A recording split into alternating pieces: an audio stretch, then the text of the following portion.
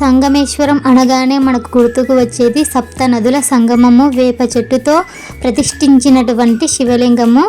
Hi guys, welcome back to my channel.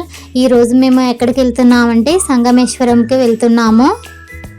ఎవరైనా సంగమేశ్వరంకి వెళ్ళాలనుకుంటే ఇప్పుడే వెళ్ళండి. జూన్ వరకు ఓపెన్లో ఉంటుందంట. ఇంకా మళ్ళీ 8 నెలల వరకు గుడి అనేది నీటితో మునిగిపోయి ఉంటుంది. అంటే మనకి వర్షాలు పడి శ్రీశైలం డ్యామ్కి వచ్చేసి నీటి మట్టం 800 అడుగుల నీటి మట్టం వస్తే మనకి ఇక్కడ సంగమేశ్వరంలోని గర్భగుడి అనేది మునిగిపోతుందంట. అందుకే ఎవరైనా వెళ్ళాలనుకుంటే ఇప్పుడే సంగమేశ్వరంకి వెళ్ళండి. మేము వచ్చేసి మంగళవారం రోజు వెళ్ళాము. మామూలుగా శివుడు అంటేనే మనకు గుర్తుకొచ్చేది సోమవారం కదా.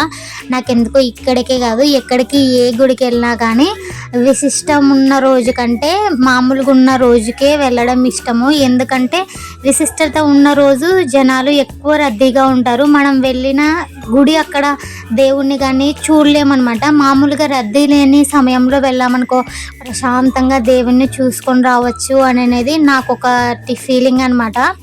ఎక్కడికైనా ఏ గుడికి వెళ్ళాక ఏ పుణ్యక్షేత్రంకి వెళ్ళినా నాకైతే అక్కడ ప్రశాంతంగా దేవుణ్ణి చూసుకొని మళ్ళీ మనం ఎప్పుడు కూడా కళ్ళు మూసుకున్నా అక్కడే ఉన్నట్టు అనిపించేటట్లుగా అనిపించాలి. నాకు అంత బాగా దర్శనం జరిగింది నాకైతే సంగమేశ్వరంలో.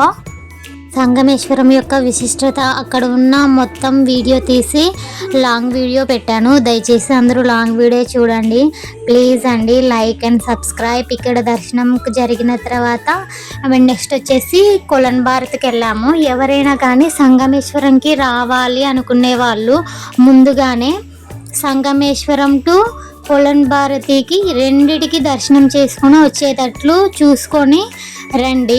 ఉదయాన్నే బయలుదేరితే ఇక్కడ అంటే మీరుండే డిస్టెన్స్ని బట్టి టైం అయితే ఉంటుందిలేండి. నేను టైం అది చెప్పలేను, కానీ 2 గుళ్ళను దర్శించుకొని వెళ్ళేటట్టు ప్లాన్ చేసుకొని రండి. ఇంకా జర్నీ అంటేనే తెలిసిందే కదా, ఇంకా వాళ్ళు వామిటింగ్ అంటున్నారు.